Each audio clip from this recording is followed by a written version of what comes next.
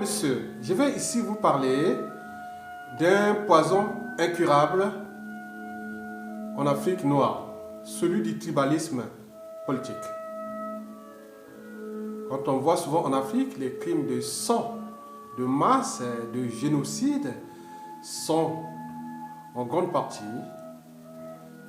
la conséquence de ce même tribalisme politique. Mesdames, Messieurs, vous savez que l'Afrique compte à peu près 2500 tribus, dont 2000 en Afrique noire, c'est-à-dire au sud du Sahara. Mesdames et Messieurs, au Congo par exemple, nous en avons 65 tribus.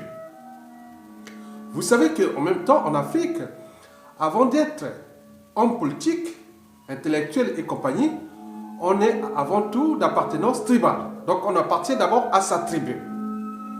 Mais on a souvent constaté que les hommes politiques, souvent, quand ils sont au pouvoir, ils ont tendance à gérer l'État, l'intérêt général, le peuple, le pays, comme une épicerie à caractère tribal.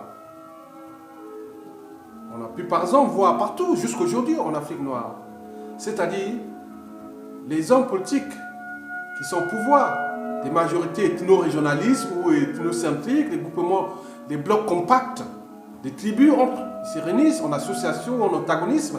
Parfois, c'est le but de confisquer les compétences et les ressources d'un État au service d'une tribu.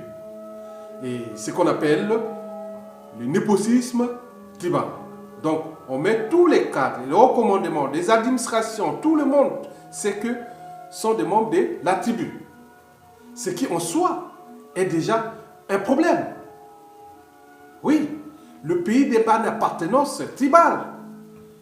Le pays appartient à un peuple, à tout le peuple, du nord au sud, de l'est à l'ouest, de toutes les tribus, ou voilà, courant de pensée d'ailleurs en Occident ou dans la civilisation. Mais nous là-bas, on confisque le pouvoir et on le gère comme une épicerie tribale ou familiale. Mesdames, Messieurs, oui, vous savez que le problème il est là. Le problème c'est que, bon, il est, je dirais, il est anthropologique.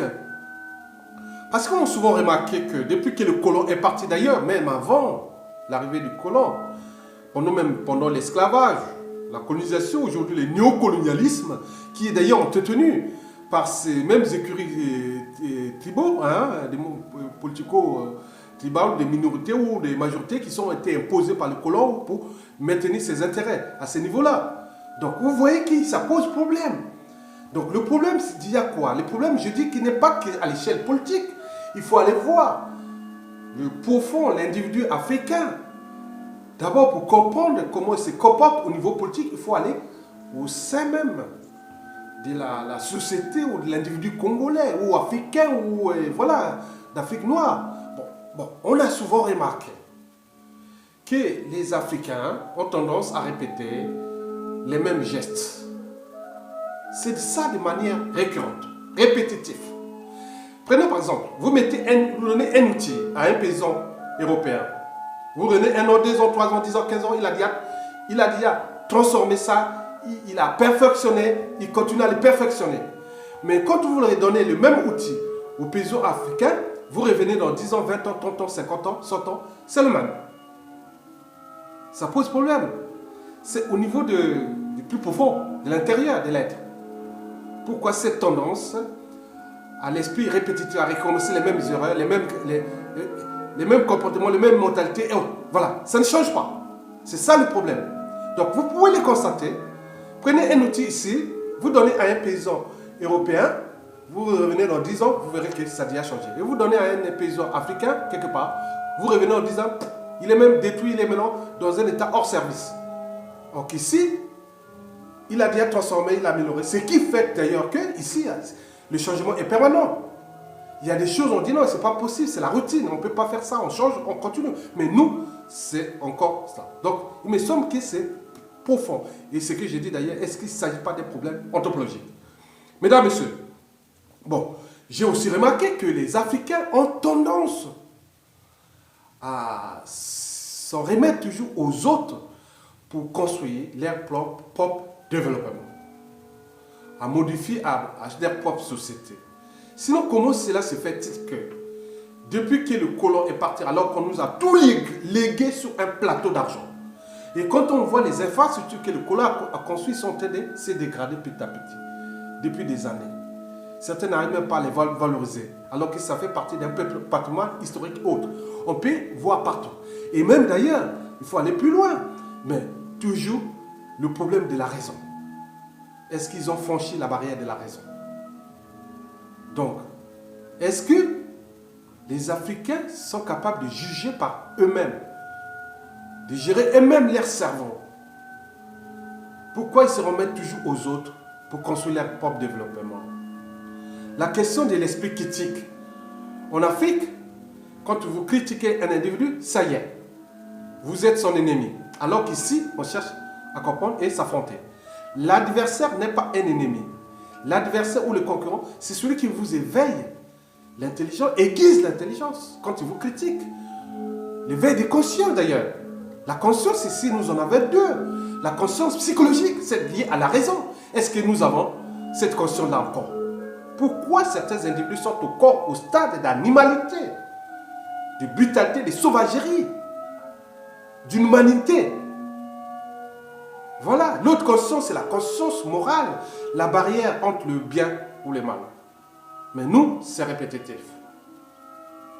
Mesdames, Messieurs, oui, je pense que l'éducation en Afrique doit être là au cœur de l'enjeu. Mais comment cela se fait-il que ceux qui sont formés ici en Occident, même les Africains, qui vivent dans les conditions où le progrès est permanent, mais quand ils repartent là-bas, ils répètent les mêmes erreurs? Est-ce que c'est un problème d'éducation? Ils ont reçu la bonne éducation, même certaines valeurs de civilisation ou de droits humains, des droits de l'homme, de la condition humaine, des buts de la condition humaine, des droits sociaux. Mais ils repartent là-bas, c'est fini, c'est oublié. Il y a une amnésie totale. Donc, c'est des problématiques qu'il faut toujours repenser et reposer.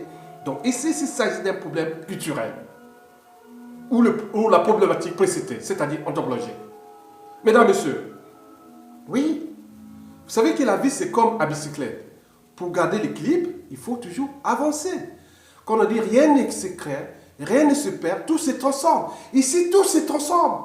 Mais nous, non, ça y est, c'est acquis. Et dès qu'on veut attaquer, montrer quelque chose qui concerne l'Occident, ah oui, ne copiez pas les trucs des Occidentaux. Mais ils sont les premiers à jouer ici de l'Occident. Mais quand ils reparlent, bah non, ne copiez pas les trucs de l'Occident. Vous connaissez le biomimétisme, c'est l'art de copier des modèles, des formes d'intelligence qui ont eu des milliers, des millions d'années pour se perfectionner. L'Occident a eu des siècles pour en arriver là. Mais pourquoi pas les copier certaines choses qui font avancer l'humanité, qui sont universelles, c'est-à-dire ça touche tout le monde.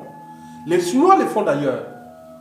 Tout ce qui est l'Occident qui a fait le meilleur, ils copient simplement. Il n'y a pas besoin de chercher copier-coller. Voilà, ça marche.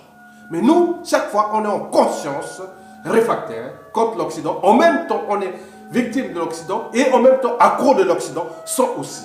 Voilà. Ça, c'est le paradoxe de cette classe politique et intellectuelle. Mesdames, Messieurs, oui, le problème que je pose ici, c'est le problème du pouvoir. Oui, c'est-à-dire la politique, le problème politique. Le tribalisme en Afrique est en majorité politique et non naturel. Je n'ai jamais vu un Africain ou une Africaine refuser un beau garçon d'une autre tribu ou autre, ne pas succomber amoureux d'une autre tribu ou une femme d'une autre tribu. Non, c'est pas possible. Donc c'est un problème politique. Donc quand il dit politique, il dit le pouvoir, puisqu'il confisque le pouvoir pour le gérer à l'échelle tribale ou ethno-régionaliste. Bon, et si nous sommes capables de repenser notre écosystème sociétal, et si pourquoi ne pas faire gérer le pouvoir au niveau de la zone tribale, simplement le pouvoir auto-géré d'en bas vers le haut, de la zone tribale vers, c'est-à-dire le fédéralisme total. Ça veut dire quoi? L'avantage est quoi? Et voilà. Je veux donner quelques avantages. Hein. Donc, le pouvoir au cœur des zones tribales. Bon, c'est-à-dire, nous pouvons avoir une diversité des collectivités locales à caractère tribal. Je suis membre, je suis intellectuel, intellectuel, politicien, tout ce que vous connaissez, j'ai des compétences, je connais les atouts de ma région. Du point de vue écosystème, la nature, l'eau, les forêts, la savane, l'environnement de mon pays, je peux, de ma tribu, je peux gérer ça à l'échelle tribale. Donc quand l'individu qui quitte l'Europe, qui a étudié à l'extérieur, il peut choisir, il aura des choix. C'est-à-dire d'aller directement dans sa zone tribale, être élu ou travailler dans ces zones tribales, d'où la répartition des compétences, tant au niveau fédéral qu'au niveau tribal. Des ressources aussi. Quelles sont les ressources au niveau fédéral et aussi au niveau local, c'est-à-dire tribal. Et des outils. Voilà, il faut mettre des outils au niveau des administrations locales, de toutes ces choses-là. Donc nous, à ce moment, moi je prends un exemple simple. Bon, je suis là, j'arrive chez moi dans ma tribu. Bon, je n'ai plus de problème puisque tous les pouvoirs là, vous n'avez que distribuer. Vous pouvez gérer ça entre vous. Tous ceux qui travaillent, vous, dans cette administration, dans l'administration publique tribale, seront naturellement des gens de votre tribu. Vous n'aurez plus besoin de ça. Non, je vais chercher. Vous êtes bloqués. Vous allez travailler avec les vôtres. Donc vous pouvez développer maintenant votre tribu puisque vous êtes entre vous. Sauf dans le privé n'ont pas besoin de ces gens-là. Donc je peux aller investir dans n'importe quelle tribu. Moi, je vais travailler moi-même. Je peux même amener mes hommes de ma tribu dans l'environnement tribal et concurrent. Voilà. Donc le problème est là. Donc revenons sur la répartition des compétences. Bon. Donc, quelqu'un qui a l'échelle tribale, qui a des compétences par rapport à l'organisation qui sera faite, de la décentralisation totale. Et donc, quelles seront les compétences de l'État et ceux de la tribu? Donc, l'État, ce sera les armées pour protéger l'État, avec des vérités qu'il n'y aura pas d'autonomie, d'indépendantistes au niveau de la zone tribale. Donc, l'État, c'est les armées, l'éducation, les programmes d'éducation nationale et toutes ces choses-là, la justice, mais aussi, il peut avoir ces structures-là au niveau tribal. Et à ce moment-là, celui qui sera là, au niveau compétence, moi j'ai dirigé ma région. Et on dit qu'il est compétent, son mandat est de 2 ans renouvelable, 2 fois renouvelable. Bon, il a travaillé, mais il peut être le représentant de la tribu qui pourra postuler au poste exécutif ou national parce qu'il est le meilleur de la tribu. Il va honorer la tribu là-bas. Et dès qu'il y aura la double honneur au niveau tribal et aussi au niveau national. Donc on peut penser ces choses-là. Il suffit de penser. Il s'agit bien d'une organisation, d'une structuration. Voilà, nous devons agiter nos neurones. Au lieu de pleurnicher que non, le tribalisme pose problème. Le tribal, toutes les années, des années dans la récurrence. Non. Maintenant, le cas du Congo-Brazzaville, par exemple, dès que Sassou Nguesso, le directeur, part, pour la période de transition, nous allons mettre en place ce processus de pouvoir autogérer d'en bas vers le haut. Ça veut dire que nous aurons 65 régions, départements ou collectivités semi-autonomes. Voilà. Moi, je suis de ma quoi, chez moi, je rentre chez moi, je peux avoir tous les droits. Donc, il faut voir l'intertribalité. Il faut avoir parce qu'il y a des tribus qui s'entendent ensemble.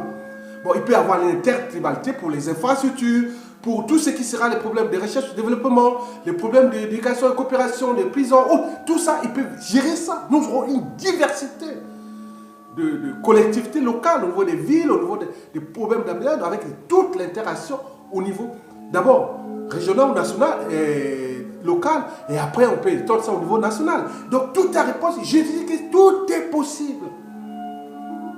À ce moment, au niveau de la présidence, par exemple au Congo, le président n'aura qu'un rôle symbolique, comme en Allemagne, en Israël ou en Italie et autres. Mais le pouvoir sera géré par le Premier ministre ou le chancelier ou autre, mais qui déjà par les grands corps électeurs, des électeurs, qui seront les représentants de chaque tribu. On peut organiser ça comme ça. Les grands électeurs, chaque tribu aura, c'est par rapport à la population autre et autres. Donc, le chancelier autre là sera pour faire l'équilibre des territoires entre les tribus les plus pauvres et les plus riches, les tribus où les gens agitent plus leur cognition, leur cerveau que d'autres. Donc il faut importer pour équilibrer les territoires. Voilà, tout c'est un projet de société. Mesdames et messieurs, je vous remercie.